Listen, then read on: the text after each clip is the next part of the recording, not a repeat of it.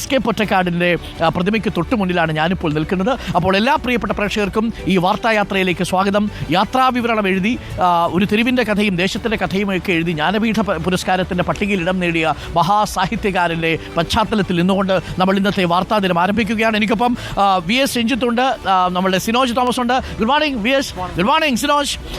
നമ്മുടെ വാർത്താ സംഘം കേരളത്തിലെ വിവിധ ഇടങ്ങളിൽ നിന്നായി സാധാരണക്കാരായ കലാകാരന്മാരുടെ ആവശ്യങ്ങൾ സർക്കാരിനെ അറിയിക്കാൻ വേണ്ടി തയ്യാറെടുത്ത് നിൽക്കുകയാണ്. നമ്മുടെ ചോദ്യം ഓണം വേണ്ടേ എന്നാണ്. ഓണം വേണ്ടേ? തീർച്ചയായിട്ടും ഓണം വേണം. ഇപ്പോൾ ഓണം ഇല്ലെങ്കിൽ, ഓണം എന്ന് പറയുന്ന ആഘോഷം മാത്രമല്ല, ഇവിടുത്തെ കച്ചവടക്കാർക്കും കലാകാരന്മാർക്കും ഉപജീവനത്തിനുള്ള ഒരു അവസരം കൂടിയാണ്. അത് നഷ്ടപ്പെടുത്തിയാൽ പിന്നെ നമ്മൾ ഈ അതിജീവനത്തിൻ്റെ പാതയിൽ ഈ വ്യാപാരികളൊക്കെ എങ്ങനെ ദുരന്തമുഖത്ത് നിൽക്കും? വളരെ പ്രധാനപ്പെട്ട കാര്യമാണ്. നോക്കൂ, ഓണം വേണ്ടേ സർക്കാർ എന്ന് ചോദിക്കുമ്പോൾ സിനോജ് ഒരു തെറ്റിദ്ധാരണ ഉണ്ടാവാനുള്ള സാധ്യതയുണ്ട്. സർക്കാർ ഓണം വേണ്ട എന്നൊരു ഉത്തരവിട്ടോ എന്നൊരു ചോദ്യം ഇന്നലെ ഒരാൾ ചോദിച്ചു. അങ്ങനെ ഉത്തരവൊന്നും ഇട്ടിട്ടില്ല. ഒഫീഷ്യൽ ആഘോഷങ്ങൾ വേണ്ടാന്നേ പറഞ്ഞിട്ടുള്ളൂ. പക്ഷേ ആളുകൾ പൊതുവെ ഓണം വേണ്ടല്ലോ, കാരണം വയനാട് ഉരുൾപൊട്ടിയല്ലോ എന്നാണ് ആളുകൾ ചിന്തിക്കുന്നത്. പക്ഷേ വയനാട്ടിൽ സഹായം എത്തിച്ചതാരാ? ഇവിടുത്തെ സാധാരണക്കാരെ ആൾക്കാരാണ്. അവരെങ്ങനെ സഹായം എത്തിച്ചത്? ഇതേപോലെ കച്ചവടം നടത്തിയും ഈ സീസണുകളിൽ കച്ചവടം ഒക്കെ നടത്തിയിട്ടാണ് അവർ സഹായം എത്തിച്ചിരിക്കുന്നത്. ഇനിയും നമുക്ക് സഹായിക്കണമെങ്കിൽ നമ്മൾ ഓണമൊക്കെ ആഘോഷിക്കണം. നമ്മൾ അവരെ മറന്നല്ല ആഘോഷിക്കുന്നത്. അപ്പോൾ ആ അന്തരീക്ഷമാണ് നമുക്ക് മാറ്റിപ്പിടിക്കേണ്ടത്. ഇത് സർക്കാരിനെതിരെയുള്ള ഒരു പരിപാടിയെ ദയവ് ചെയ്ത് പ്രിയപ്പെട്ട പ്രേക്ഷകരും സർക്കാരും കണക്കാക്കരുത്. സർക്കാർ അന്ന് അങ്ങനെ ഒരു തീരുമാനമേ എടുക്കാൻ പറ്റൂ.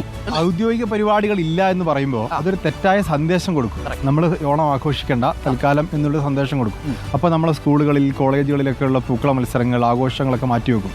അപ്പോൾ ഇവിടുത്തെ പൂക്കച്ചവടക്കാർക്ക് കച്ചവടം ഇല്ലാതാവും. ഇങ്ങനെ ഓരോന്നും കണക്റ്റഡാണ്.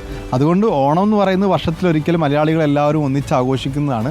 അത് ഈ അതിജീവനത്തിൻ്റെ ഒരു സൂചനയായിട്ട് അത് ആഘോഷിക്കട്ടെ എന്നുള്ളതാണ്. കറക്റ്റ്. അപ്പോൾ അതുകൊണ്ട് സർക്കാർ ഏതെങ്കിലും തരത്തിലൊരു തെറ്റുവരുത്തി എന്നല്ല, പക്ഷേ ഓണാഘോഷം വേണ്ട എന്ന ആ ഘട്ടത്തിലെടുത്ത തീരുമാനം ഇനി നമുക്ക് പുനഃപരിശോധിക്കേണ്ട സമയമായി.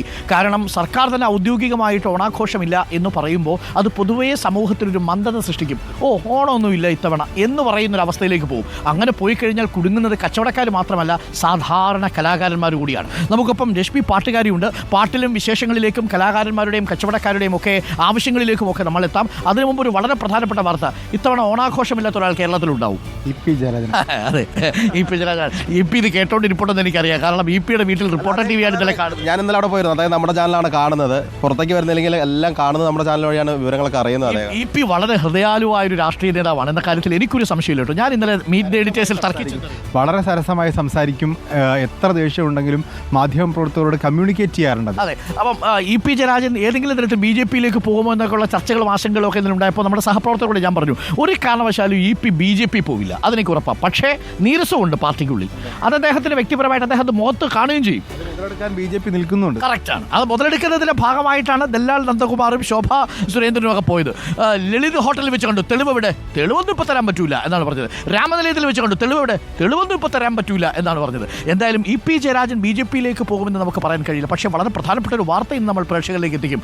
എങ്ങോട്ടും പോവാൻ സാധ്യതയില്ല EP ജയരാജൻ. പാർട്ടിയിലോട്ടും അടുത്ത 24ാമത്തെ പാർട്ടി കോൺഗ്രസ് കഴിയുമ്പോൾ കേന്ദ്ര കമ്മിറ്റി സ്ഥാനത്ത് നിന്നും അദ്ദേഹം പടിയിറങ്ങിയാൽ പിന്നെ എന്താണ് രാഷ്ട്രീയ ഭാവി?